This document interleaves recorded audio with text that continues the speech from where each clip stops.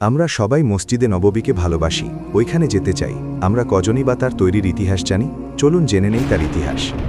৬২২ খ্রিস্টাব্দে মক্কা থেকে মদিনায় হিজরতের পর মহানবী হজরত মুহাম্মদ সাল্লাল্লাহু আলাইহি ওয়াসাল্লাম এমন একটি মসজিদ নির্মাণ শুরু করেন যা ইসলামের ইতিহাসে এক নতুন অধ্যায়ের সূচনা করে, মসজিদে নববী।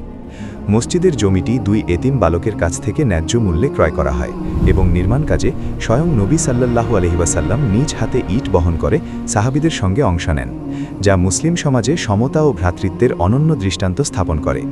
কাঁচা ইট, খেজুর গাছের কাণ্ড এবং খেজুর পাতার ছাউনি দিয়ে নির্মিত এই সাধারণ স্থাপনাটি শুধু নামাজের স্থানই ছিল না, এটি ছিল শিক্ষা, প্রশাসন এবং সামাজিক কার্যক্রমের কেন্দ্র।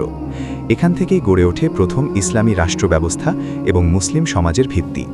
পরবর্তী শতাব্দীগুলোতে বিভিন্ন শাসক মসজিদটি সম্প্রসারণ ও সৌন্দর্য বর্ধন করেন, আর আজ মসজিদে নববী বিশ্বজুড়ে কোটি কোটি মুসলমানের জন্য ঈমান, ঐক্য ও ইতিহাসের এক জীবন্ত প্রতীক হয়ে দাঁড়িয়ে আছে।